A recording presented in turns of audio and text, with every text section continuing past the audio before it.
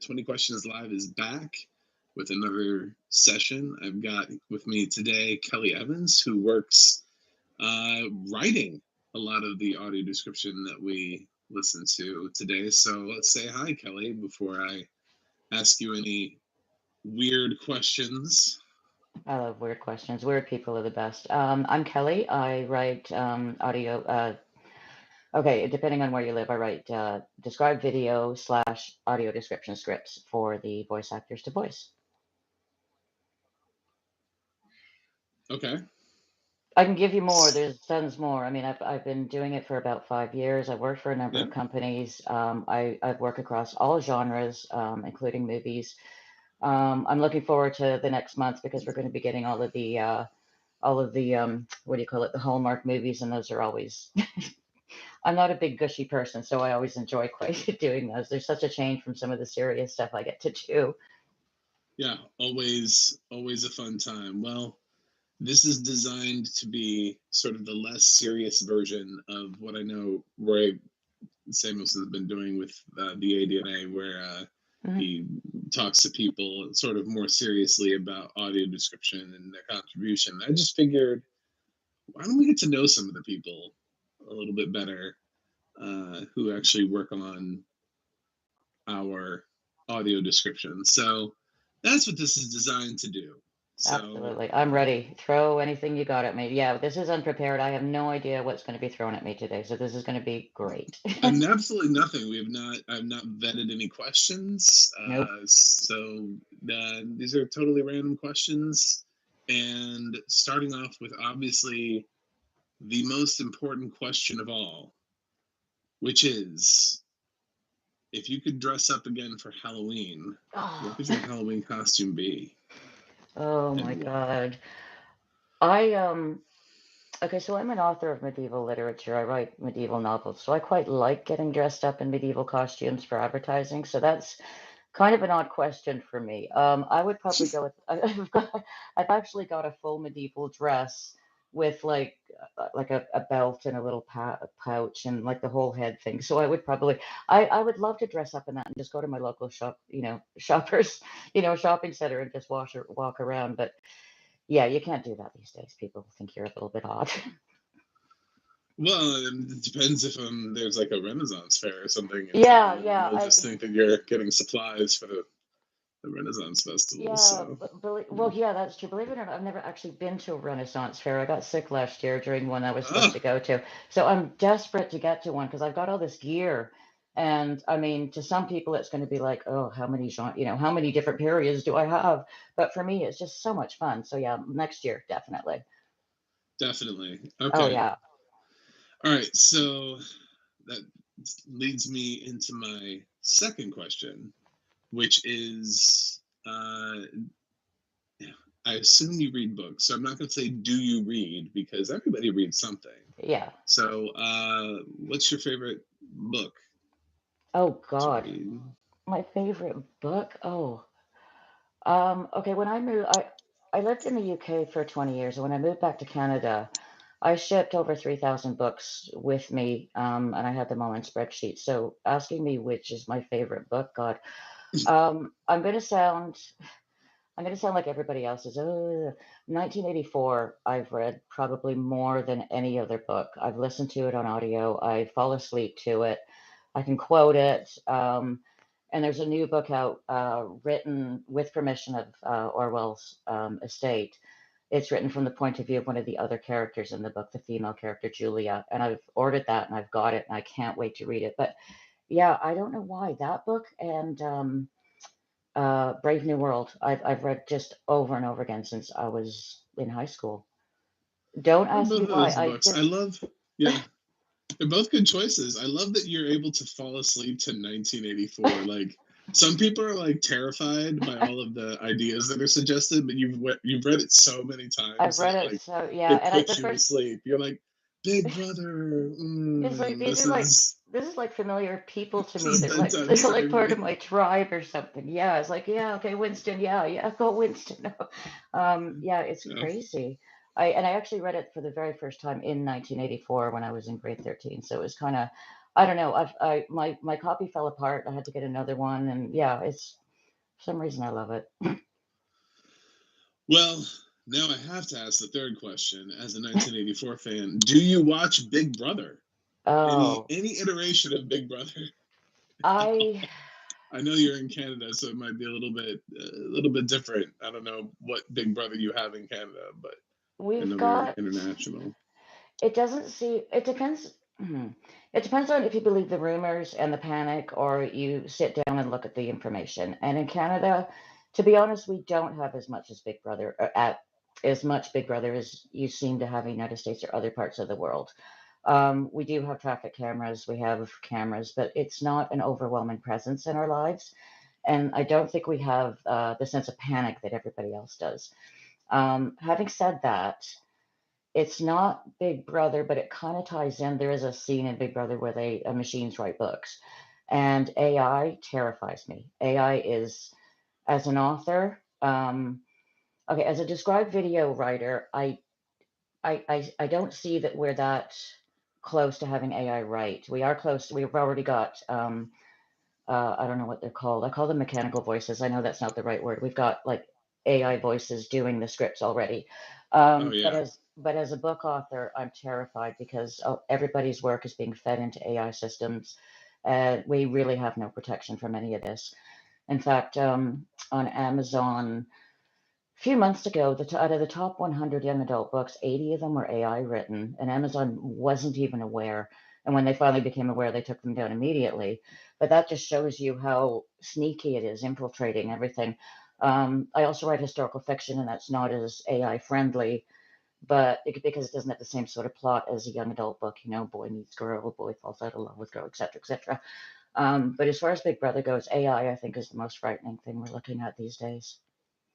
yeah, definitely. Especially that's what the strikes were about, were AI Yeah, exactly. largely, and at least trying to put some kind of limitation or Yeah, measurement on it, so that way it just didn't run wild. yeah, exactly. So what some of the studios wanted to do with AI would have just replaced professions within the next 10 years. I mean, just the Yeah, fact that you could scan an extra, for example, and own them in perpetuity would have stopped people from ever being able to act again, because your image would already be owned by a studio from having shot a film. So yeah, exactly. And it'd we've make it already really hard for anybody to later on get work. yeah, Uh, exactly. And we've already seen yeah, signs of it. There was a movie, the new Ghostbusters movie. I'm sorry, I'm a big Ghostbusters fan. The new Ghostbusters movie with Grace McKenna, no, McKenna Grace, I never get her name right. And right. that had one of the Ghostbusters who's passed away, like in the film, and it Yeah, was crazy accurate, like just crazy accurate. And it's entertaining for people, but it's scary for the actors and it's scary for the writers.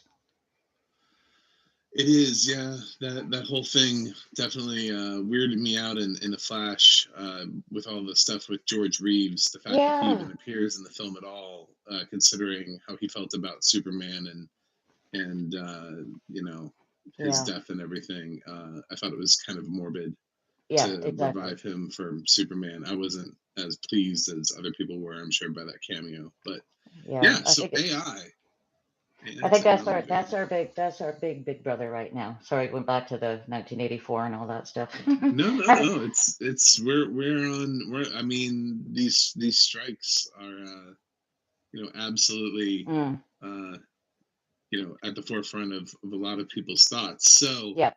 I guess question number four is, uh, even though I sort of know the answer to this question because you sort of mentioned it. But how were the strikes different for you living in Canada than perhaps us living here in America? How did it Um, affect you differently? we probably didn't get hit as much as you did because a lot of the industry, even the pre and post production, not just the filming, is done in America. But it did trickle through to Canada, especially BC, Vancouver, and Canada is where a lot of shooting is done. There's a lot of tax benefits to shooting up here. So there's a lot of things. So, for example, all of the X Files was filmed in BC, just as an old joke, one that comes to mind. And there's still an awful lot of shows that are done here. I think the movie It was shown, sorry, it was shot just around the corner from me. which is Yeah. awesome. They knocked down the house before I could get to see it, but all of that stopped, down to and including people like costume renters and things like that, where they get. And then, as from a DV point of view, or AD, sorry, I should learn to use AD.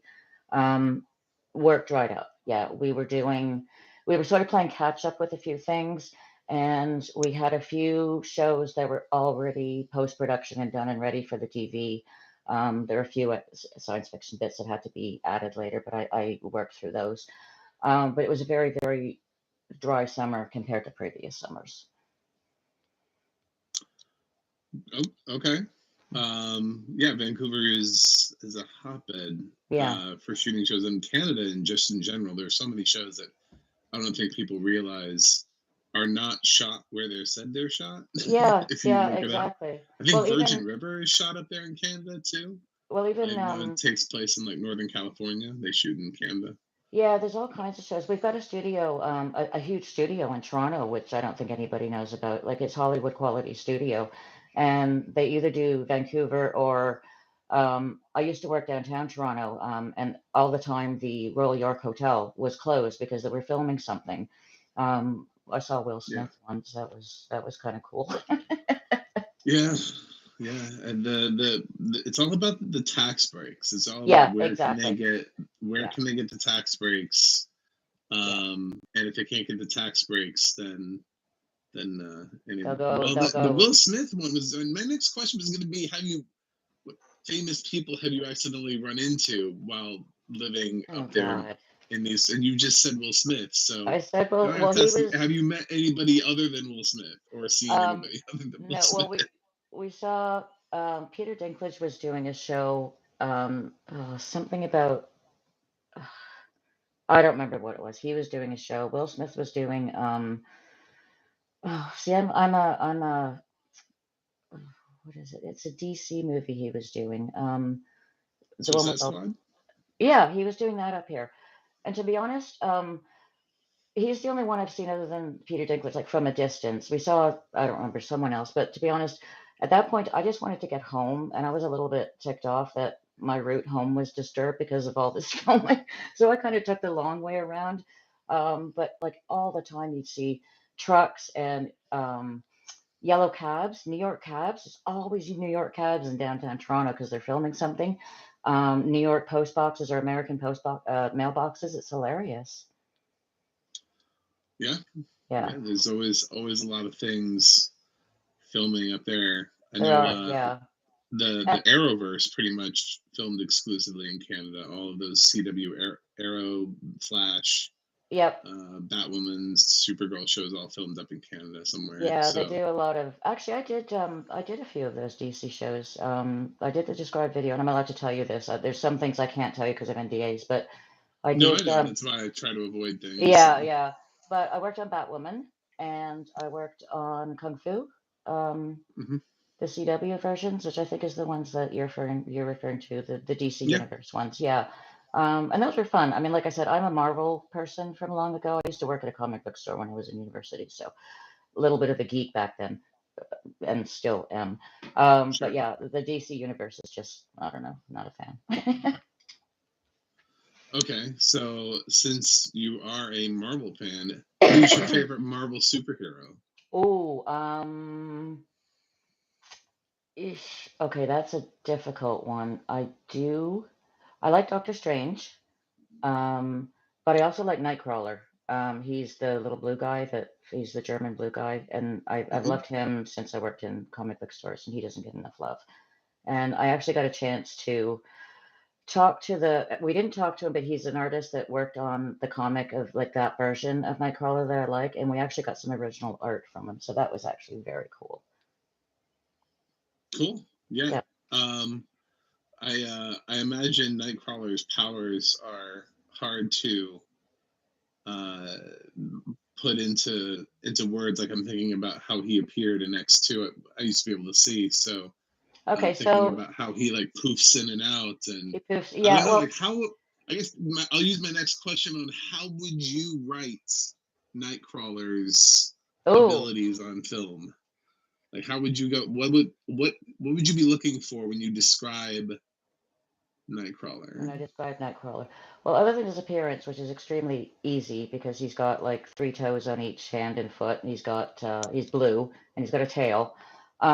He kind of poofs in and out. I wouldn't say that, but fortunately, I've had experience writing about. Well, it depends on the audience is. So I can get away with certain. So that's one of the challenges of writing described video. You have to know who the audience is. You have to know sort of like what they're used to watching compared to. So you wouldn't use very, very casual writing on a documentary about the royal family, for example. But you could use more casual writing if it's like, for example, a comic, which I've done, or a lighthearted thing, or a reality TV show. Like I couldn't get away with using the word boobs on the royal family one, but I could probably get away with it on the island one. And the same thing is true. Sure. I've had experience where I had actually ages ago a hologram who disappeared, and I don't normally like using the word appear and disappear for characters because people don't just appear. That's a magician thing. But Carl, our little friend Carl Nightcrawler, he disappears, so I can say he appears or disappears. And depending on if there's a swirl around him or some sparkles or some sort of light or he disappears into a little cloud, that's what I would be looking for to describe. Yeah. Yeah. Yeah, Uh, I try and give as much of a description as possible. And I've had discussions with people, with visually impaired people, about would you rather me describe over a sound, like I would describe over a sound like a telephone, because everybody knows what a telephone sounds like. But for example, if there is a sound, one of the ones they used on commercials here for DV was sound of bacon frying. It was kind of mysterious. Now, would you want me to let you hear the sound and then describe it, or would you want me to describe over the sound to let you know what the sound is? So I've had discussions with people over this. So it depends on if there's a sound that goes along with Kurt disappearing, then yeah, I might let the sound go and then describe depending on the space I have. well, yeah, that's I a put lot of a thought. I A put lot a more lot of thought than thought. I was Yeah, I put a than I lot of was thought thinking. into Yeah. it. Yeah, I want to make sure that anybody that's getting the pleasure out of, the writing that I'm hopefully giving pleasure with gets as much out of it as a sighted person. Sure. I know Definitely. that's impossible, but there is a lot of thought into it, and I've got visually impaired friend who is happy to answer my questions when I have things. So I make sure that I actually do, get people involved in some of my decision making. But yeah, I have a lot of discussions about it. Yeah, it's a fantasy title too, so it's really important to highlight the things that don't actually exist in real life and have a real life Exactly. Yes, basis. you got it. Yeah. So, yeah. So I guess that leads me into my next question, which I always like to ask, which is if you could be recognized permanently on one project, like any movie or television show, and everybody knew it was you, which one would you want to be associated with? Now, it Ooh. doesn't necessarily have to be one that you already are associated with. So I'm not asking you to break any NDAs. I'm just Yeah, saying yeah, there's if there's a film that's like your favorite, like I don't know, E.T. or something, yeah. what would you want to forever be associated with? Oh, that's a hard one. Okay. There's one that I can't tell you about, that's airing right now, and I'm not sure I'll ever be able to tell you, but I did the best job I ever did on that. My client actually called me a storyteller, which is the highest compliment a writer can get. And I know that's one of mine, and I'm not supposed to say one of mine, but having said that, Sure. I would, you know what, Big Bang Theory. I did Young Sheldon, and Big Bang Theory is kind of my comfort show. I'll watch it and I'll actually turn the TV on so I can, like I just like some of my sighted friends use TV for like that they're just doing stuff around the house and they'll listen to it, which I think is great. So at least they're aware of what it is. But Yeah. yeah, I think I would love to do Big Bang Theory. It's like I one of the occupational hazards of being a described video writer is even when I'm not working, I describe things. Like so if I'm down for the night, I'm watching a movie, I like oh, what's it called? Darn it, it's uh, I can't remember it anyway. There's a show about a knight and the King of Israel and all this stuff. Anyway, Orlando Bloom's in it. Anyway, I would love to be the DV person on that movie. as far Oh, as movie Kingdom of Heaven? goes. Kingdom of Is Heaven. that what it Thank is? you. Yes, thank you, Yeah. Orlando Bloom. I'd love to be the DB person on that because there's a lot of really cool description, which I've Hmm. done in my head while watching it because I can't help it. But Big Bang Theory, yeah, because it's very quippy. It's very, and you don't have a lot of time, so it would be a challenge to get. They have a lot of expression. They act with their faces a lot, which is not good for visually impaired people. So I'd love to do that.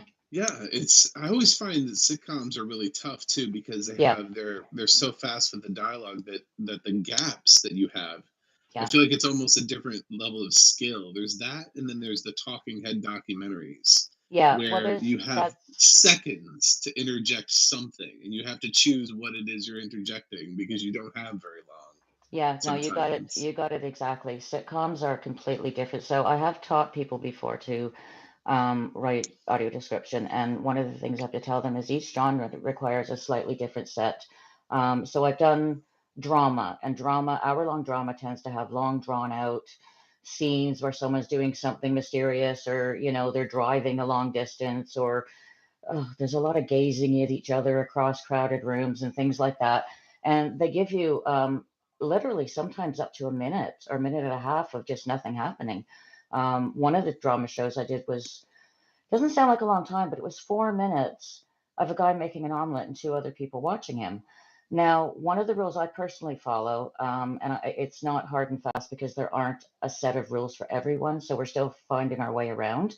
Yeah, Um, is I won't give description more than 30 seconds because people don't want to hear someone talking. Even if there's just sounds going on in the background, at least I introduce what the sounds are.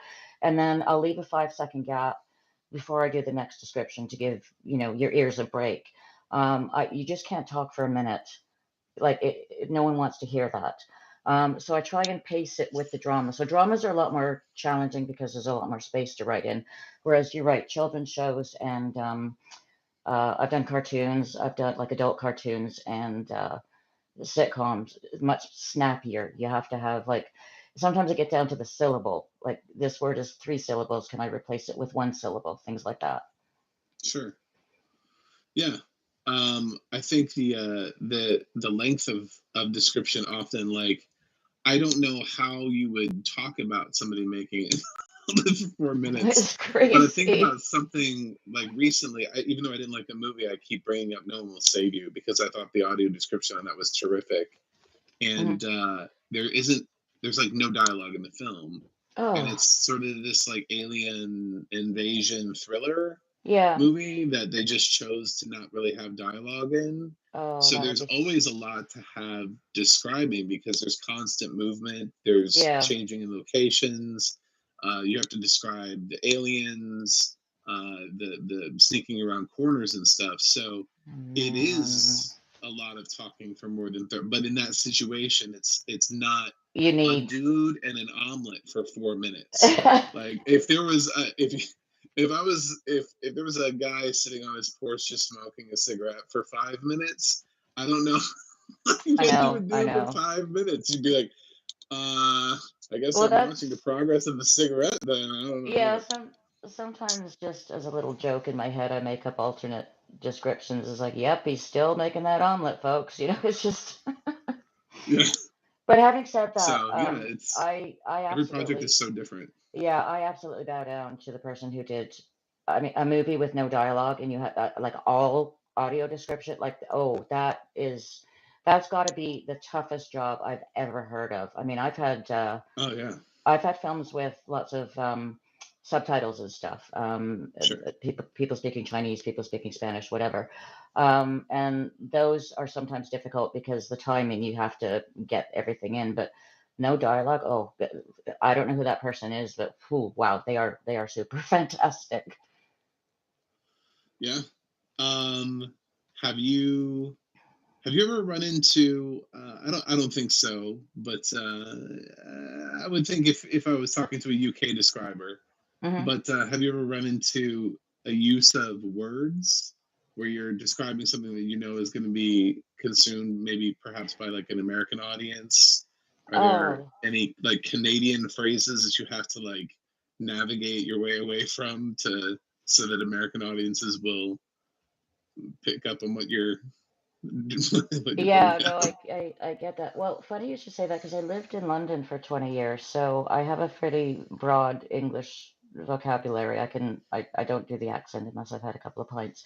Um, so I understand the vocabulary. I did do a couple of documentaries from the BBC, and there was locations I had to describe that audiences may not know. Like they'll point out London Bridge. Well, if you don't know London, you may not know what London Bridge is, etc. But other than that, Sure. not really, because I have that vocabulary. Now, a couple of times I've done some documentaries that there was one in particular that I thought the documentary said something insensitive.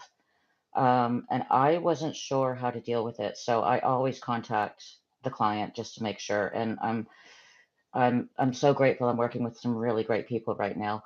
He doesn't mind me. The person who records it, the recording person, doesn't remind me calling up or anything like that. And we ended up finding a way to say it without being insensitive. So sometimes it's tricky, not because of vocabulary, just because, like I said, I've done a lot of I've even I've even done some New Zealand. I did Flight of the Conchords. I don't know if you've ever heard of that show. Yeah. Yeah, I did the 80 for that, those two, and the movie actually. Um, so there were a couple of phrases in there which we had to switch around a little bit, but no, it's mostly just making sure that things are, what do you call it? They're using the correct language. They're being sensitive to people. They're being politically sensitive these days, as well as every other kind of sensitive. It's gotten really sometimes a tightrope with some shows, especially back catalogs where they might make comments that wouldn't, like 20 years ago, maybe. I'll get a back catalog item, and they will make jokes that you just couldn't get away with these days, even as little as 20 years ago. So I have to be careful with those types of things more than vocabulary, basically. Okay. That's that's interesting. The catalog titles can be tricky at sometimes. Sometimes, yeah. Um, Sometimes, yeah. So, while we're talking about catalog titles, I'm gonna ask you what your favorite book is, but I haven't asked you what your favorite movie is yet. Oh So, God. do you have a favorite movie? Well, I love Alien. I've always, since it came out, I don't know if was I allowed to see it when it came out? When did it come out? 79. So now 78. So I probably was allowed to see it at the theater. Yeah, Alien, absolutely. Just I adore it. It's for me as a writer, it's interesting because it's new. It takes a genre, and it takes two genres and puts them together, and no one had done that before. Like especially these days, people just keep making the same movies over and over and over again. Um, Sure. see, see December coming up, all of the Christmas movies. Yeah. Girl from the big city goes home to rescue something and falls in love with the baddie, and he's not actually the baddie. And anyway, but Alien was like a haunted house in space with creatures based on Geiger, who was just the most fantastic artist. Creepy and just it's just a fantastic movie. I mean, you have to be in the mood to watch it. Like if it's a nice bright sunny day, I won't watch it in the middle of the afternoon like that. Um, but other than that, I do have some comfort movies that I'm probably embarrassed to admit. I like the new Ghostbusters movie. I have watched that quite a few times just because I like McKenna Grace, the young actress in it. Um, Okay. I have watched I've watched Kingdom of Heaven, even though I forgot the name a lot. Me and my friends are historians, and we like kind of pointing out, look, those hats are 200 years out of date. But otherwise, I love the story, and I love. Did you get an opportunity to watch the director's cut of Kingdom of Heaven? Oh yeah, oh yeah, yeah, Yeah. definitely. Yeah, he's going for Lawrence of Arabia with all that desert, man. He really is. The cut scenes are like desert and more desert, and then oh, here's some more desert, and we'll stick a camel in, but here's some more desert. It's like, come on. Yeah. But yeah, I really like those movies. And at Christmas time, I'm embarrassed to say I like the Santa Claus movies. I like the first one. You know Like the Tim the Hortons, first sorry, one, Tim Allen, yeah. second one is okay. The third one is weird. Yeah, the The third third one one is is definitely weird. weird. I like the third one because the outtakes are funny. If you can manage to get a hold of the outtakes, Martin Yeah. Short and Tim Allen are laughing. Like I don't know how they got anything done because they're continually joking around. The second one I like because it brings in all the figures like Mother Nature and the Tooth Fairy. I kind of like. I'm a big Yeah. fairy tale fan. I study fairy tales in my spare time. All right. Well, that sets me up for what's your favorite fairy tale? I've Oh, never been able to ask this question before, so oh. Okay, I studied the original fairy tales, like the Brothers Grimm, before it was cleaned up. So I think it was like in there was like an 1816 version, and then they cleaned it up a couple of years later and got rid of a whole bunch of stories. So in the uh-huh. original Cinderella, it is true the sisters do cut off their toes to get the slipper on. Right. But there's one that is called that's not in any of the modern books. It's called The Children Who Played at um, The Children Who Played at Slaughter, and it's basically about these kids who pretend that they're a butcher, and one of the kids pretends he's a pig, and they basically kill him. And it's just Grimm had some really just stuff that you could not. It's not Disney at all. When Disney got their hands on it and cleaned everything up, oh my God. Um, but I think the children who played at Slaughter, just because it's such a bizarre thing to find in like, here's Grimm's fairy tales. Oh, here's here's the Frog Prince. Here's Cinderella, even though they cut off their their toes. Um, Here's Rapunzel, even though she kind of got raped and had twins afterwards, which the new books don't say. Um, but yeah, The Children Who Played at Slaughter is just does not sound like a fairy tale. It's just, and it's not my favorite because it's happy. It's my favorite because it's so freaking bizarre. Yeah, they were so dark. They were like to Yeah, scare children away from doing bad things. things. They were supposed to teach you morals, and I Rebellion. guess in this case it was don't pretend to be a pig. Like don't kill your friends. Like I don't know. The lesson in this one is it's like hammering it through with the head. Don't play with knives. I don't know. Yeah, So well, yeah, it's that's funny that probably it draws such a parallel to a certain novel where yeah, um the kids are not so nice to a character with a certain nickname yeah. I love yeah. when they That's get stranded on an island together. And I'm wondering, were they paying homage to something? Was they paying huh. homage to this story? Well, they Now didn't. you've got me Oh, thinking. they did kill him, didn't they? Jesus. Oh, sorry. Yeah, they did, and that was his name. Huh. So, That's interesting. I didn't mention that to my husband. He's a teacher, and so he does read the book to, like, he does introduce the book to the kids. So I wonder. That's interesting. Thank you. That's interesting. That's giving me something to think about. well, you gave me something to think about when you brought that up. I was like, huh, that sounds a lot like this other. That's his other book. You Yeah, know? that's Yeah. interesting. Oh, that is really So interesting. I love little connections like that. yeah. So Now that we've gone off on that bizarre side. now I Uh, really want to ask the question about what if you were stranded on a desert island, uh, what three things? But I'm going to change to what three people would you bring oh, with you? Since that involves more than one person, what three people would you trust to be alone with you on a deserted island, and why? Like, do they okay. have specific skills? I suppose I should say you can pick like they don't have to just necessarily be people from your life. You can pick Oh, really? Anybody? anyone. Ooh, Anyone. ooh, okay.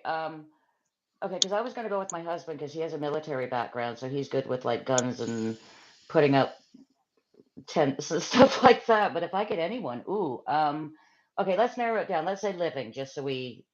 Oh, actually, no, it's Okay. up to you. It's your question. Are we going living, dead, fiction, real?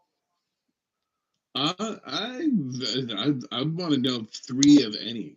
I want to Oh, see who okay, these three people would be.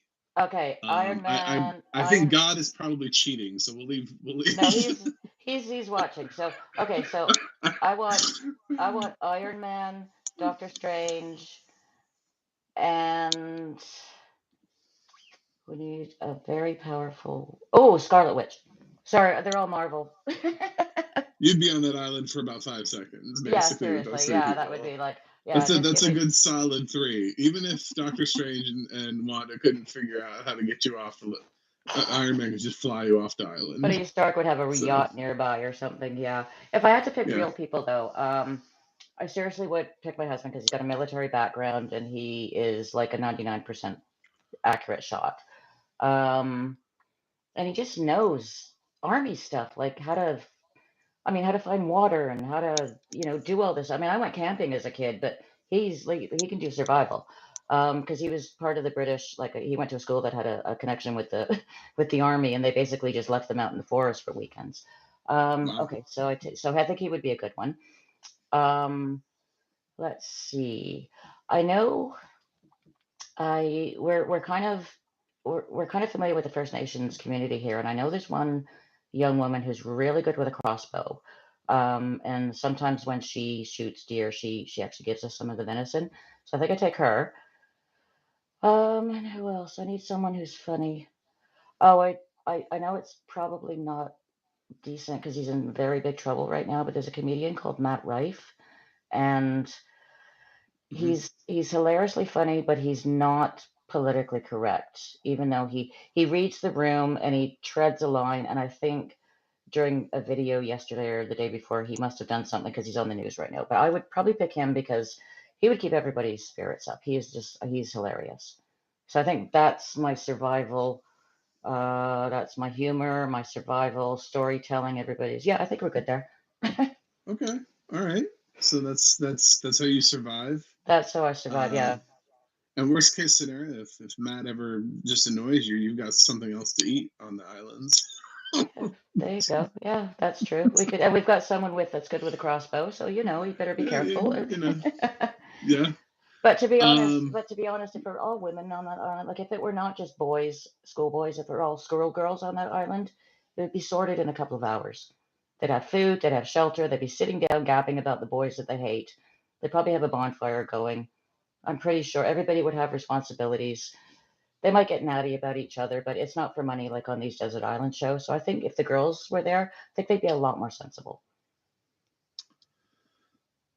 yeah, definitely. So You don't have to agree with me. I have to say that. I I I I mean I see the point. I kind of feel like Matt is probably just like Dane Cook for this generation, Yeah, because probably. Dane Cook had a moment and then Dane Cook kind of just went away.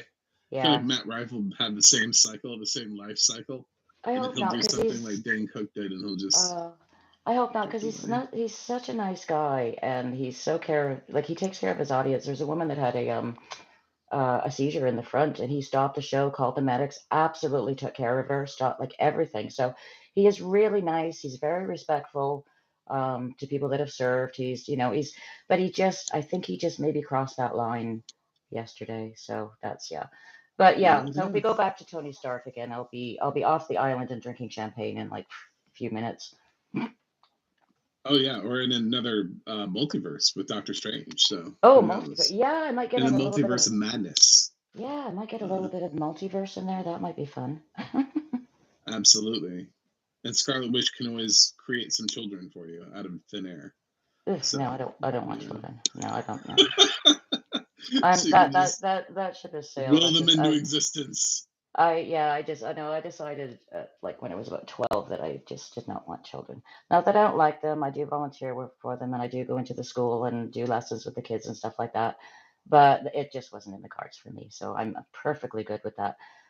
Which is probably why I read a lot of comic books.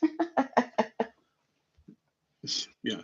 A very childlike thing. Oh God, Speaking of yeah. childlike things, it is the holidays. Yes. So what is on your holiday wish list? What are you hoping to get this season? I'm trying to be a serious author here, and you're asking me these questions. Okay, so I gained a bit of weight recently, so I'm trying to lose weight. And basically, Okay. I'm in my office, and I've got this thing called the Space Buddy, which is an astronaut at the back of the room. And if you turn it on, it shines all over the room, stars and galaxies. The galaxies turn different colors, purple and blue and red, um, and it basically turned it into a disco. So believe it or not, on my Amazon wish list is a disco ball, like from 1970s disco balls. I'm gonna hang it in the middle of the Oh, room, and I'm gonna turn on the Space Buddy, and there's gonna be lights reflected everywhere. And then I'm gonna turn on my dance list and just dance away a few pounds. At least that's the that's the plan. that's the plan. That's But that's the there's goal. there's also a few pop Funkos on my list, I have to be honest. Okay. Not superheroes. So, I have a few superheroes, but I think I've got there's a few Muppet ones because I like the Muppets. And I think I might have Wednesday in there as well from the TV show, the recent TV show, Wednesday Addams. yeah.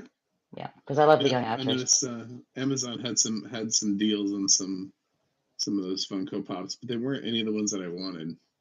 They were like, With "Hey, do you want Mobius from Loki?" And I was like, "Not really." no, I don't know. No, I think they took the Loki thing too far. It's like, okay, I get it, I was but like, "I just don't. I like Owen Wilson, but I've never really wanted a Funko Pop of Owen Wilson. But thank you." no, Uh, yeah, no, it's just so, great. So let me ask you, uh, yeah. what's your top Funko Pop on the list? Uh, I think they're all like they're every time I search for them, they're all like deathly expensive. I would never spend that much on a Funko Pop, Yeah. but I would love something. I'm a big fan of the Walking Dead franchise, Oh and wow, I would yeah. love a Walking Dead one. I suppose if I specifically like magically if there's like a producer out there from The Walking Dead going, oh yeah, I can make that happen for you, I would pick Negan. Uh, Okay, the old and series. What have you seen? Have you listened to the new one? There's a couple of new ones. There's the Daryl Dixon one, and then there's they don't the have audio description. But uh, yeah, I've tried. I've tried. I've. That's the thing about being a Walking Dead fan and being somebody who used to be able to see and then not being able to see now is loving a show that doesn't love you back. When you yeah, realize and you can tweet at the producers and you can send messages to AMC and yeah. they try to act like that they're super inclusive because they have a deaf actress playing a deaf character on the show, Mm, but then when you ask them, hey, what about audio description for blind people? They're like, just crickets. yeah, I've It's actually such a tried. popular show with 11 seasons. They have multiple spin-offs. I don't understand why this is the least accessible franchise It's so weird. That is ever. really bizarre. I've tried getting in touch with some of these places. I tried like I've signed up for memberships for streaming for some of these places and actually got in touch with them. And year after year, you get the same answer. Well, we're looking into it. It's the same thing as last year, and I've talked to people on the 80 description group on Facebook, and they get the same response year after year. It's been years, literally years, exact same response. And I mean, I want to help as much as I can, and the only thing I can do is put my writing into the TV scripts because they don't seem to be listening to anybody. I mean, and even though I'm in the business, I don't have any more weight than anybody else does. No, they don't. They don't care. They do what they're legally obligated to do, and not much more than Yeah. that. Like the amount of people. I don't even watch the damn show, but there's that Star Wars show that's on Disney Plus, like Star Oh, yeah. Wars I think they took that uh, too far as well. Rogue something. Yeah. There's one that like literally they have one season left to describe, and it's been years, and they're just not describing the last and people keep begging them to describe. Please finish describing the show, and Yeah. Disney's just like, nah, Well, we don't care. I read a lot of that in the AD group because I do keep in touch with it, and people are complaining Yeah, about how even halfway through a season they'll stop describing or one or two episodes, and it's just crazy. yeah. The other ones that don't make any sense to me are the people are when they want to be patted on the back for adding description like Mm, halfway through the run of a show. They're yeah. like, oh yeah, we got audio description on season 5, and Yeah. it's like great. How So about I'm just season? supposed to Yeah. skip through 4 seasons I worth know it. of material. Like your storytelling matters so little that I can skip 4 seasons, and just jump straight to It's season 5. crazy. Is that what you're suggesting? Well, Yeah, as a it's writer of the very scripts, very unfortunate. yeah, I mean, as a writer of the scripts, there is a certain amount of I don't have a huge ego, but it would be nice to see my work out there because I know there are shows out there that I've done that the audio description hasn't been included because I've gone and looked. And Oh, I'm I hate that. but I can't even imagine you're in such a worse position than I am because I mean you're using the product. I'm just Yes. producing the product. Yeah. And yeah, so the only thing I can do is just put my weight into my writing and hope for the better, really. Get involved when I can, but there's very little that people can do, it seems. So I guess for my 14th question, that's how close we Yeah, are. I'm We're glad on you're keeping question four. track. For question 14, I'm going to ask.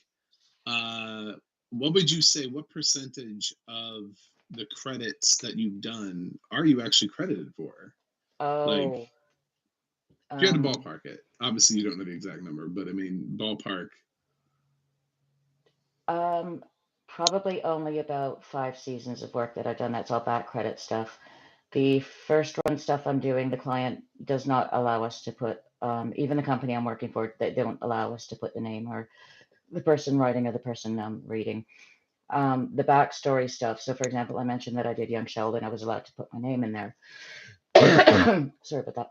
And for example, I also did Deadwood, and the CW shows I did. I was allowed to put my name in those, but because they were old, like they were, I think, about 10 years old, possibly more or less, something like that. First run stuff, never, never. It's just. I don't know. I don't know about other writers or other companies, but for the first ones, for by first one, I mean the stuff that's coming out like now. Like there's a show that I did that I know is running now. Um, I'm not allowed to. We're just not permitted to. The client actually sometimes puts in the contract, you can't put your name. Yeah, it's such a shame that they do that. I don't. I just really don't understand why. I think I made a comment about how fairly recently, I think on my website about something when I was saying how absurd it is that we you know if you if you're sighted and you're watching the real credits, you're watching everybody from like personal assistants to Oh, I catering know. companies get cited. But then when you get down to the audio description, maybe you'll find out who the narrator is. If you're really lucky, you might find out who the The writer writer is. is, You're yeah, definitely not going to figure out who else worked on. There's probably a full team. There's like somebody who did probably the mixing. There's yeah, going to be quality exactly. control. There's a Yep, whole bunch of people. I'm going to know who walked Reese Witherspoon's dog, but I'm not going to know who did the sound mixing for audio description. And it's just like I yeah, it's such disrespect for our community and for what it is that we need and what it is that we're doing. And it's these companies that continue to push that narrative through, that like they're like, oh yeah, we're really trying to do this for the no, you're not. no, No, you're you're not. not. You're doing the bare. It's fake. It's fake charity.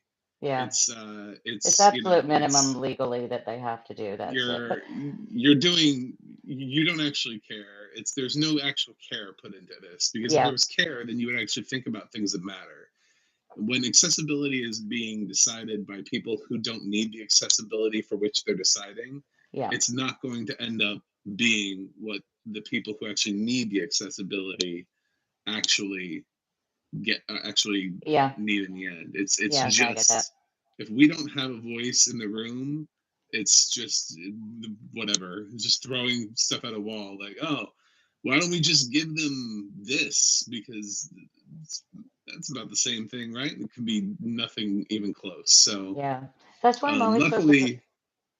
So I'm luckily, you're always. still out there writing human scripts, though. So Oh yeah, definitely. And I don't see technology taking over the writing of the scripts in the near future, just because it's hard enough to train a person not to what we call stepping on actors. So basically, that means your audio description runs too far, and the cast starts speaking again. So your audio mhm. description is talking over top of them. And stepping on actors is not something. And for some reason, a lot of people find that difficult. I'm not sure why. Um, but I'm also impressed by on the AD group that people manage to find the voice actors. Like they'll come up and say, "Oh, I watched this movie. This person was fantastic doing it." And there must be companies out there that do allow it, and it must depend on who the big production companies are, or that sort of thing. Because I don't understand how these people even find. I love seeing it. I love seeing. Oh, I found this movie, and so and so did a great job on the audio. Um, but yeah, none of the stuff that my company is doing personally would be recognized for any of this. So I don't know. I really don't understand it. I don't understand the secrecy, and yeah, I think, like you said, you watch Legally Blonde, I think. You mentioned Reese Witherspoon's dog, so I'm just kind of like, hmm. Um, yeah, I mean, you can find out who did that and the animal and who the craft people were, and I mean, everybody deserves a credit, but still, yeah, I think for the for us, it might be nice to get our name in once in a while. Absolutely, and I know that that's what the ADNA, which this is sort of in partnership with, is trying to do, is giving at least a website for people to be able to host their credits. Because I guess a while back everybody was allowed to be on IMDb, and then they pulled all of the people who worked on audio description from Oh, IMDb. wow. So it's sort of like IMDb for people who work in audio description, allowing you Huh. guys to have your credits up for stuff you're allowed to cite, obviously, not asking Yeah, people to break NDAs. But some of the stuff is pretty obvious. There's some people who have very distinct narrator voices right. that if somebody wants to leave their voice off, it's fine. I there's a couple of people who have narrated so many things that I It's don't even wait to the end of the credits because I know I'm like, oh well, that's oh, Jordan you Miller already writing know. that. Yeah, Okay, yeah. so I should really get on top of that because I've never entered my name onto it myself, and I've never been able to find myself, but someone did tell me that my name is down as the writer for Deadwood, so I don't really know how it works. I've been looking at it and trying to figure out how to get my name and whether my company has to put me forward or whether I have to put me forward. But anyway, it doesn't. I'll figure it out. it's crowdsourced information, and Okay. sometimes it's from companies too. Since I do what I do, I've had people who work for some of these companies occasionally reach out to me. A lot of Oh, times right. it's to correct spelling because I can't see your names on the Yeah. screen, and so I don't always know. And sometimes I don't even really understand what the people are saying at the end. People with I don't have a problem with unique names. I think they're great. Mm. They're really bad for me at the end of audio description when somebody with a name that I'm like that's atypical and I can't immediately know how to spell that or Yep. even how to search for it. You know what I'm saying? I don't even know where to start. I don't even know what the I know starting letter exactly. was Yeah. for that name. Yeah. Um, and uh, and I have like 2 seconds to listen to it, and I'm like, that sounded like this. So I either have to decide, do I cite a How do name you? that I Yeah. might horribly misspell, or do I just leave it off? And sometimes I leave it off. Sometimes I get close. Sometimes somebody corrects me. Sometimes somebody reaches out. It all depends. But I think that's how stuff gets on the ADNA is there are people out there that care and just want stuff to be represented correctly, and that's what we're trying to do. That's what this is Yeah. for. Is to get you That makes perfect sense. It's funny get you you say out there for names. people to know you. It's So funny you say names because when I do 80 scripts, something I have to do is make sure that the voice actor knows how to just how to say the names. So quite often I'll have to go look on the internet, for example, like for documentaries, for example. A lot of the time they won't say the person's name; they'll just say they're interviewing it, and they'll have a subtitle. And in order for the person to describe the name that I have to write, I have to go down and include like YouTube interviews or art magazine interviews with whoever these people are so that the AD person. So that's another thing I have to be careful of as well, names, especially yeah, in like science fiction and shows like that. Sometimes there's some odd names. So I'll just put down a timestamp of where it's set in the actual show. that's interesting. Yeah, Yeah, I've that's, always kind of wondered, especially when you have like newer actors who don't really have credits, yeah. but they sort of have like the like a breakthrough performance. I can't for the life of me. I have heard her name pronounced 4 different ways, and I do not know the star of Fair Play, Phoebe Denner, Oh, I don't know that one. Denner, Yeah, no, I Denner. don't know that. I'm See like that? I've See, heard her name pronounced so many different ways ever since that movie opened that I I've no. lost count. I need her to tell me what her name is because at Yeah. this point no one knows and they keep saying whatever they think it is. Well, And I have I did no idea. a game show and there was like one of the questions came up about a celebrity who I knew, but I knew she had a number of different spellings. So I went and I looked for an interview where she said her name. So there was no doubt this is how you say this person's name. But yeah, a lot of working in AD involves research, a lot of research. So there's a show I did that had a lot of sort of like medieval stuff in it. So I had to look for the proper names of these medieval tools. Sometimes other things will come up that you really have to like fight scenes, for example. I've done a lot of fight scenes, especially in Batwoman, and they use different tools and different moves. And in order to make sure that the person's getting the full experience, I will not dumb down the fighting. I will say this person did a roundhouse. This person, swung their leg over and knock the person over with their leg in a roundhouse kick. So I describe what's going on and then what the action is. I'll Sure. describe the weapon, not down to a, Glock 370 XF, whatever, but I'll make sure that all of the actions are described. So there is a lot of research. Yeah. Wow. Mm. I didn't even think about all that. I just kind of always thought that that some of these projects were targeted for people who specifically knew, like if it's a dance heavy project, that it was somebody who knew dance terminology Well, already, that you didn't have to pick up on dance. You know what I'm saying? That that you didn't have actually, to. it's funny you say Yeah. dance. For my company, I have done an awful lot of dance shows and I've done an awful lot of First Nation shows. So basically, um, there was a point where if there was a First Nation show, they would sort of like send it my way because I was familiar with the culture. I was familiar with a lot of the names. I still had to look them up and put them down so the voice actor could do them. So yeah, there are different strengths for different people. Yeah. But yeah, it still involves research because even if you say that you're, familiar, very familiar with a particular area, there's still things you don't know. There's always going to be things you don't know. True. True. And you got to get it right. That's one of the things, you have to get it right. At least, and I try to get it as perfect as I possibly can. Definitely. So I know that your favorite book to fall asleep to is 1984. You would probably also curl up to a nice Alien. So the question now is, what is your favorite TV show? Ooh, I that's a feel like this hard is going one. to be a great answer based on the other two. Oh God, this is going to be a hard one. Okay,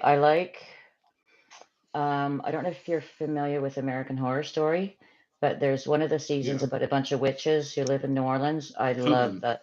Coven, yeah, right? Wasn't Coven, that yeah, Coven? yeah. I love that. I would love to do the DB on that. I I wouldn't love be in that. this business if I couldn't get pop culture references. Sorry, So I'm never sure because I talk to people who don't know this stuff. So I know, but I my do. go-to place is, do you remember that show that did this? Because no one else ever knows what I'm talking about. So this is awesome for me. I Yeah, I didn't put love. myself on a YouTube channel while not knowing what I have to Not talk knowing what you're about. So talking about. Okay, I love Coven. And I also love a show that I think maybe got canceled because of the first writer's strike. There's two of them. One's called Brain Dead, which is basically about alien. It's going to sound really bad the way I describe it, which is funny because I'm an audio describer. But it's basically about Washington and a bunch of insects take over the politicians' brains, and there's a couple of people who discover the plot. oh yeah, yeah, And that ran for one season. It was yeah, from the same writers producers of The Good Wife, yeah, yeah, Evil, Good Fight. Yeah, it's so good. yeah, It's so, I mean, it's high level humor. Like it is very high level. A lot of it's very dry. So I don't know whether it yeah, was just not popular or yeah. something The happened. ratings. The It's rating, always just yeah, the but I ratings. love it. It is so clever. So Yeah. probably those two shows. There's also Studio 60 on the Sunset Strip, which is Oh, I love that. yeah, it only ran for one That's a season, deep cut. and that That's one, a good pick. yeah, that one absolutely got canceled because of the first writer strike ages ago. But I love Aaron Sorkin. Oh, watch. I love Newsroom. I love West Wing. We've got all of them. I love, but Studio 60, pre the witch, pre being a witch. She played Hannah. Anyway, I love Yep, that. Yeah, Sarah Paulson, Sarah The Paulson late before she Matthew was. Perry. Yep, yep, Yep, yep, Bradley Whitford. That was a terrific show, yeah. Oh, and and I so wish there were more seasons of that. there's also the guy that plays Howard in Big Bang Theory. That's one thing that he was doing. He's one of the younger. Yes, Yeah. yeah, So yep. A yeah, lot of that's people started out in smaller roles in that show that went on to do yeah, yeah. bigger and But better things. but So I absolutely love that show. I think it came after West Wing, but before Newsroom, it obviously. was Aaron Yeah, Sorkin's show that yeah. was between West Wing and the Newsroom. And I Yeah, love that he uses the so same people. I love that he had CJ on it. I love that he had the guy that played Cal. I love that he had Tim Minear working on it. He's very loyal to his people. yep, yep. He's a great TV writer. So TV speak and people, you understand me. It's awesome. yeah, definitely. It's interesting that as far as I know, those shows don't have audio description, but No. at least I haven't found Studio 60 with audio description. Oh God, no. I I'm would, hoping someday I'll get on another project that does back catalog and they'll give me some of this stuff because that would be another one that's a dream. I'm sort of at odds a little bit in the with a lot of people in the audio description community. I don't like AI audio description, but I'm also No. a 100% audio description person. So Yeah. I'd love to find out a way to mandate audio description so that Mm. at least we get something, because there's so many things where it's at least if you could get something, Yeah. some things would make sense And a little audio, bit. And if uh, they're and we're so close to being able to write programs that will at least give you something. And oh, then that from they there, we can exist. use our buying power to decide whether or not we want to buy the digital release of that. And then, it, you know, we can be like, oh well, if you put a human audio narrator on this, then we might. And if we can get creatives like producers and directors and the talent involved, and they'll be more inclined to want to use human narrators. But Yeah. at least for AI audio description, because if we're being honest, a lot of these one season wonders, they're Yeah. never going to get human audio description. So the only way, if anybody ever wants to catch up on Studio 60, is to either watch it without audio description or to just never watch it, Yeah. because nobody's ever going to prioritize that. But So then you run the risk of the studios believing that, okay, these people are now fine with us just using an electronic voice. We won't bother paying because I mean, it's when it comes down to money, paying a human to do it is a lot more than paying a machine to do it. And I've worked on shows where machines actually were. I'm told beforehand if I'm going to have a person or a machine, and my company does not like using machines. There was yeah, a while, maybe a couple of years ago, when we had started using machines, and I was told beforehand the machine was going to do it. So I know the technology is out there, and I know it's easily accessible, and I know it's a lot cheaper than paying an actual person. So yeah, I get it. One season shows, the old back catalog stuff like that. But then I wouldn't want them to think, okay, well, we're doing this. Everybody seems to be fine with it. Why are we even going to bother with it just an extra it's person? But I get it. Yeah, that makes sense. It's it a good business I model. think the other part of that is to get creatives involved and let them know this is what this is, because they will Yeah. want the highest quality.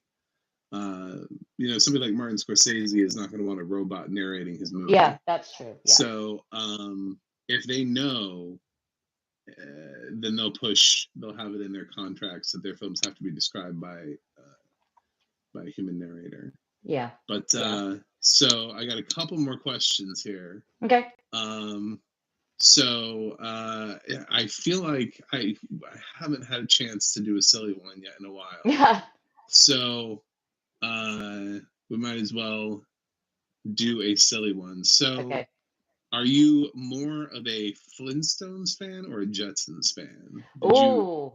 Were you thinking more about living in Yabba Dabba Doo Bedrock back in the day, or did you want to live in the Oh, future in the sky?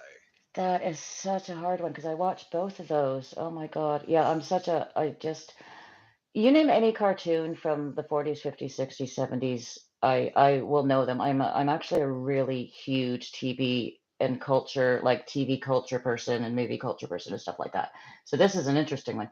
Okay, at one point, um, okay, I couldn't remember at one point the names of all the Jetsons, and I grew up in a small town, and our library had a service called Ask the Librarian. So I called them up on the phone because it was before internet. Called them up on the phone, and I Uh-huh. said, "Can you please give me the names of the Jetsons?"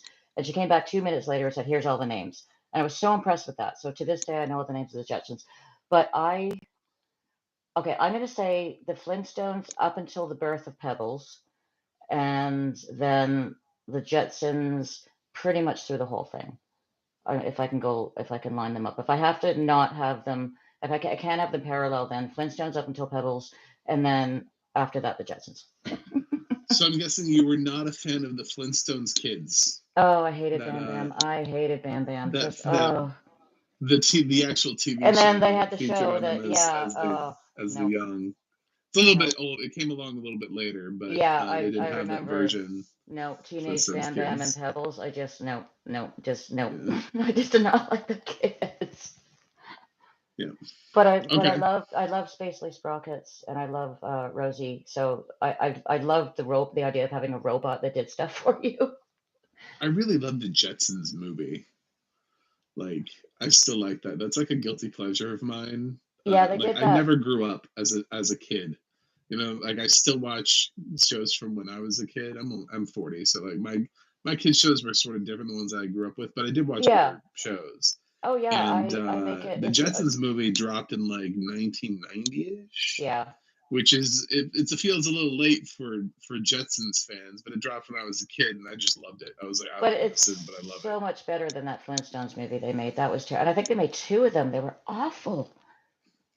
Oh, the Just second one's even worse the though. The live second one makes action. you like the first one. Oh Like if you God. watch them, because it's technically a prequel, so if you watch them in Yeah. order, it will actually But you'll they're be like, just oh thank God, the actors are better. but they're Like, just bad. Rosie oh, O'Donnell. John Goodman. Just oh no, just no. But I mean, to be honest, around that time, I was a huge Gilligan's Island fan. Like What I huge. really love about about live action Flintstones though is practical effects, Yeah. because some of that stuff looks really great because they actually built it. Yeah. And there's something to be said for actually building something instead of just green screening everything. Well, And that's I don't. I know that that's hard to explain to people who have been congenitally blind from birth, and like, because I think conceptually you get it, but until you really see the difference Yeah. Yeah, that makes of what sense. some of these things look like the set on Steven Spielberg's Hook looked Yep. Oh, fantastic, yeah. Yeah. because it was all, they built the whole They built the thing. ship. So Yeah. yeah, some of these things look fantastic instead of just green screening everything around it. But Well, funnily enough, on The Big Bang Theory, I don't know if you know this, I have a prop master who's also a like a professional chef. So every time the characters eat, they're actually getting made to order gourmet meals. And wow, then all of the props, he also does all the props and like everything. Like at one point, there's these two kissing things that the lips move, and you're supposed to put it up to your mouth so one guy can have a long distance, girlfriend, and they could kiss using these electronic things, and the tongue stuck out, and it was really gross. But he made those. So he makes all the food. So they still have people that, even though in this day and age they could go with green screening things, they still have people that do these amazing special effect actual make things. So I'm so glad of that. yeah, gourmet meals. No wonder they did so many seasons of The Big Bang Theory. They just Yeah, wanted food. there was an interview that Yeah. one of them said that, oh, if they decide they want like peppermint brownies that day, they'll just say, "Can we have peppermint brownies?" And they'll just appear in the scene. Wow. Yeah. Star power. Um. Definitely. All right. So, what? I know there's some Canadian artists. So this answer may be wildly different. I may not even know who you're talking about. But what music do you like to listen to? Ooh, does it have to be Canadian? I mean, it could be Canadian. I know that there are Canadian specific artists, I so do not like all of them cross over. I do like the Bare Naked Ladies, I have to say. I think it's a law that we have to like the Bare Naked Ladies. Or when we're born, we sign a paper that says we have to like at least one Canadian band. I was never a Bryan Adams fan, and I was never a Celine Dion fan, but Bare Naked Ladies, absolutely. I love their stuff. Other than that, I probably not surprising. I listen to a lot of older, sort of like 80s stuff, like when I was in university, the same stuff. But my playlist goes from basically the 15 music from the 1500s right up until like yesterday. I've got everything on there. I've got classical music. So when I'm writing and if I've got writer's block, I listen to some classical music. As long as it doesn't have any dialogue or any talking, it usually, kicks the brain into action. Then when I'm exercising, I listen to a whole bunch of usually 80s stuff because I mean, come on, it's the 80s and you're gonna have to dance. Um, who do I really like? I like Pink Floyd. I'm gonna show my age here. I like Pink Floyd. I listen to anything they have. Timeless. Mm, I think a lot uh, of people like Pink Floyd. yeah, I'm trying to think. Well, yeah, I had a chance to see them in concert at Earl's Court in London, and I had the worst migraine in my life, and I couldn't go, and I was just so disappointed. Who else do I like? I like The Who, probably because my dad likes The Who, and my whole family are Who nuts. Recent people, I don't know. I'm not. I like It doesn't have to be Rihanna. recent. You Yeah, don't I have to like anybody in the last. I like. mean, I don't know. I'm starting to. Everybody just uses auto tune nowadays, so I Oh just no, I like, yeah, I mean, I will, if I still, well, actually, I do still have not a record player, it's like a stereo downstairs with a bunch of albums from my childhood, and I've got stuff down there that's like, oh, Clockwork Orange. Clockwork Orange soundtrack is the album I would take with me Fantastic. that Yes. everywhere because I love the movie, I love the soundtrack. I'm also a musician. I play by ear and I play oboe. And Oh, because I can play by ear, I can play Ode to Joy on any instrument you give me. It's great. I love it. It took me years before I figured out other people can't do that because there are people in the band in class when I was in high school. We just swap instruments, so we're like three of us could do it and just start playing each other's instruments. But yeah, I love Beethoven. I love that album. Makes me sound so boring. no, I mean, you had a wide range there. So, Yeah, pretty wide range. Yeah, I and got we know you don't Rihanna. like We got Brian Adams now, so no. that's we also got a dislike and thrown in there in the likes. But we're Yeah. down to two questions now. Okay. Final two. So, question number 19 is very important Okay. for all of us. This is from all of us who live in America. Oh God. What is curling and why do you like it? Sorry, what is what? Explain curling. Curling. It's It's curling. curling's What awesome. is curling? It's okay. Um, you have a rink, and you have about I think it's four people on each team, and you've got these giant round.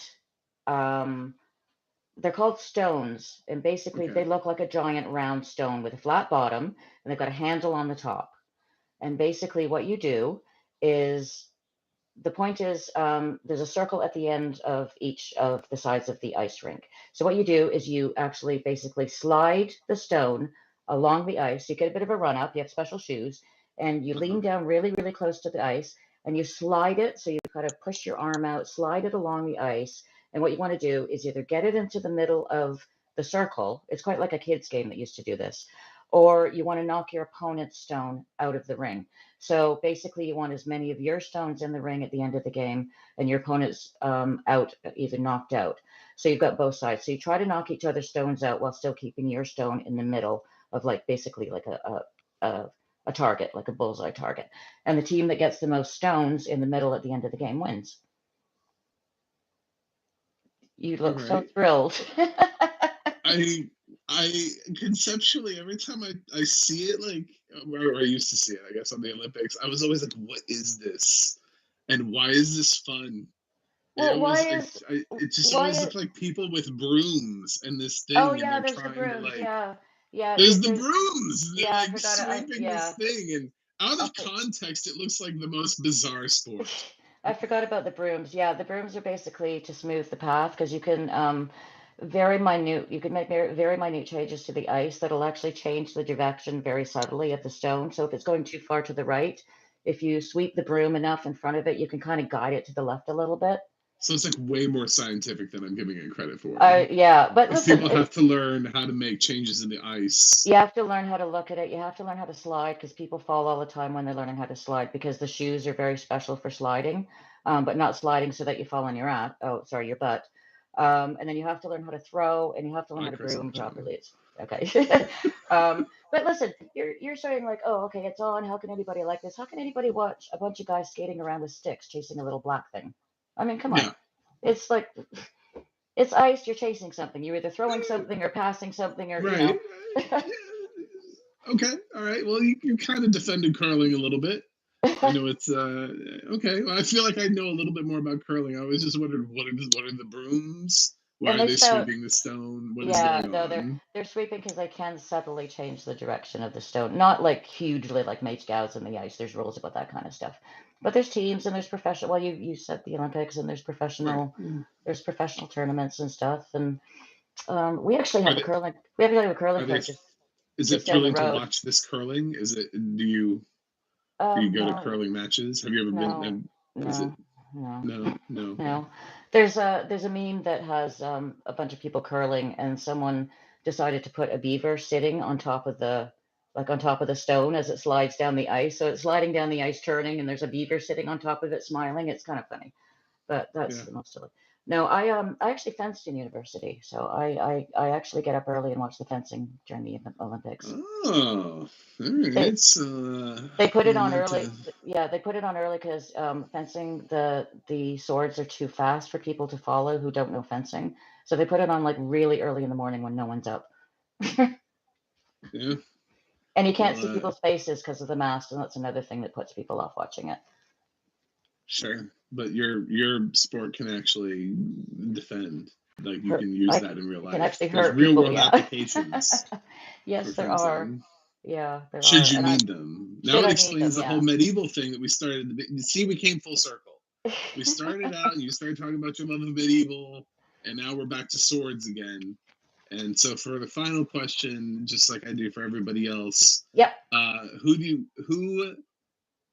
think produces excellent audio description? Either narrators, writers, sound editors, quality control. Oh This is God. basically your opportunity to give a shout out to anybody that you've worked with or anybody who you admire who also works in the field. Sorry, And I'm so embarrassed. There's a person I want to give a shout out to, and his name is Eric, and I worked with him on Deadwood, and I don't remember his last name because it was a year ago, and oh God, I could rush and try and look it up because I've got a message from him someplace, but oh, this is Eric from terrible. Deadwood. Yeah. Eric from Deadwood. Oh, he's on the database. I know he is. 'Cause I've seen his name. I am so embarrassed, and I'm sorry. I can't.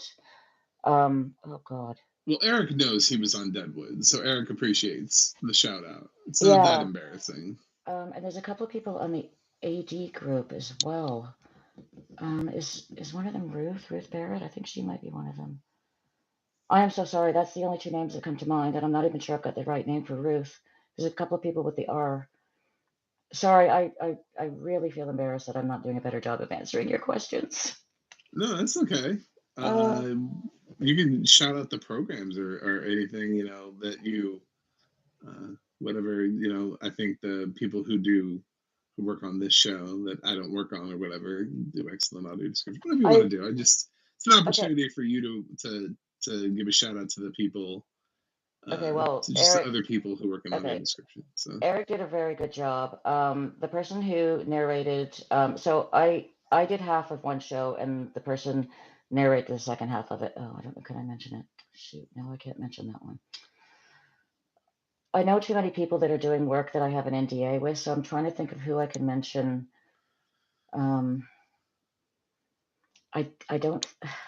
There are people I admire that did things that I wrote, and I know they did a good job at it, but I can't say who they are because of the NDA. I'm so sorry. okay, that's fine. Darn it. I'm trying to think of something I could tell you, but I've got so many. I've got. They're. Ugh. This NDA is So killing me because shout out they're. to anybody who's ever worked with you. Yeah, pretty much. Yeah, I've had really You've really had good great luck. experiences in general with people who have worked But with you, I can't say but the you can't programs say them. because of Hollywood, and it's just, oh, it drives me nuts because sometimes I'm working on something and I like to say, oh, I'm working on this, or I'll get a friend say, what are you working on these days? Um, and I'll just say, oh, it's, a drama that involves people, like I cannot say what I'm working on. Yeah, And no, I get it. sometimes it protects me because there's things I don't want to say about what I'm working on, but other times it's like so infuriating because not just me on the project, but like I said, the AD people, the sound person I work with is an incredible guy. He's right on the ball. He's very good at giving you the time. He doesn't want his writers stressed out. He wants to make sure we're busy, and I can't tell you who he is. Right. Yeah, I'm so sorry. I would have thought that maybe some of the people, because it's hard for you to know necessarily everybody's credits on things you didn't work for. But for Even the example, if you had worked with like Roy Samuelson and you have like a thing, but you didn't yeah. write the audio description for The Last of Us, then you'd be able to say that he did a great job on a show you didn't work on. But I guess if the NDA is preventing you from ever mentioning Well, to his be name ever honest, again, I've been work then I've been working for the same company for 5 years now, and I've got an NDA for everything. The only time that it doesn't apply is I took about a 6 month break to do a huge project with all this the back history, the backlog stuff. And Eric is the one who worked on that. Damn it, it's all I can think of is my grade 8 music teacher's name. It's driving me nuts. His name is Eric too, but it's not him. Um, Oh, that sounds stupid. I'm so sorry. I can't give you any more names. Eric from Deadwood. And I can Eric from say, Deadwood, you produce excellent audio description. and I can say That is what hi, we've learned. and I can say hi to Joseph, who does a really, really good job on something else helping me, but that's all I can say. I can't even give you his last name. Well, people know that they've worked with you, and they may not be able to say it, but they know and they appreciate the fact that you would say their name if you weren't wrapped up in an NDA. So I tried anyway, changing it. I tried changing it. When I came back to this company, I actually included my name in the company on the script, and it was sent back to me saying, no, the client said, no, we cannot do this. So I did try. yeah. I'm sorry. I just, yeah, All I've right. been so fortunate to work with everybody that I've been working with so far at this place. And over the last 10 years, I've been lucky that, or sorry, 5 years, I've been lucky that I've only had maybe 4 or 5 projects that have gone to, like electronic voices. Sorry, I really got to get the terminology right. The rest of the time I've worked with voice actors, and they've always been really good about getting back to me if there's an issue. How do you pronounce something? And the guy I work with is always very good about reading my scripts beforehand. And again, I can't tell you who these people are. It's killing me. Yeah. They should get credit. They should get like all the credit. And because of NDAs, everything's tied up in everything, and it's just, it's awful. It's like having a massive Yeah. secret as a 3-year-old and you can't tell anybody. You know how hard that is as a writer? It's like having a secret that you have to tell people and you can't. Yeah. But the people who have worked with you know that they've worked with you, and they Yeah, and I hope they appreciate know and I hope the they know I blanket appreciate shout them. out. Yeah, yeah, sorry So about that. that's fine. That's fine. That's what happens And when you're working on first run shows and you're working on movies that are coming out. It's just you just can't say anything before anything. Even yeah, so sorry about that. sure, that's okay. Anyway, it was a delight to have you, Yeah, it was a and great talk, all especially of someone who your. knows. Yeah. Thank you for educating me on curling, and I now know that uh, people do fall asleep to 1984. It lulls them to sleep. The idea of yeah, Big the Brother government watching. watching them. Yes. So we learned a lot about you today, and the stuff that you worked on and the community, and it was fun having you. I hope you had fun. Oh God, it was And great. You know, you understand what I'm saying. A lot of people, like I said, I have to go into. Do you remember that show that so and so was in that was 20 years ago? Like, you know, this stuff is great. yes, yeah, I'm glad that I was able to fill in the gaps. So And I'm glad I was able to throw a couple of things at you about the actual process of writing that you may not have known before. So that was cool for me. sure, absolutely, and to the audience, to anybody who Yeah, watches yeah, this, also that wants to know more about how this stuff happens. So yeah. It's not just how the sitting and writing. sausage gets There's other made. stuff. Yeah, that's exactly. Yes. All right. So that's it for 20 Questions Live this time around. Okay. Special thanks to the ADNA. You can check them out at theadna.org. This will eventually be turned into a podcast form there to where people can listen to it in case YouTube inconveniences you. But if YouTube does not inconvenience you, please click that subscribe button. So the next time I do a 20 Questions Live, you can be notified of when I go live, and also watch my other videos because I like to talk about audio description. It's why I'm here. But again, another thank you to Kelly Evans, and I will get another 20 Questions Live to you guys shortly, and see you guys on the other side. Thank you so much. Thanks.